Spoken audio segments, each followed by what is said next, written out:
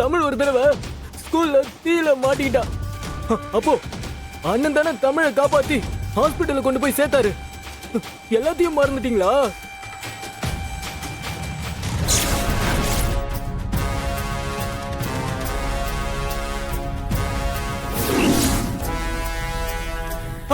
இது ஞாபகம் இருக்கான்னு பாருங்க.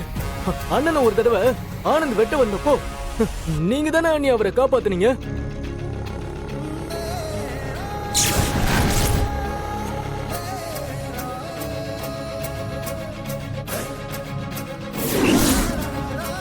இதையும் மறந்துட்டீங்களா? ஐயோ, டேய், பழசெல்லாம் சொல்லி உங்க அண்ணிய கஷ்டப்படுத்தாத. பாரதியை ஏத்துக்கலனா கூட பரவாயில்ல. போதும், நிறுத்துறியா? இன்றே டவுன்லோட் செய்து உங்கள் ஃபேவரட் ஷோக்களை என்ஜாய் பண்ணுங்க.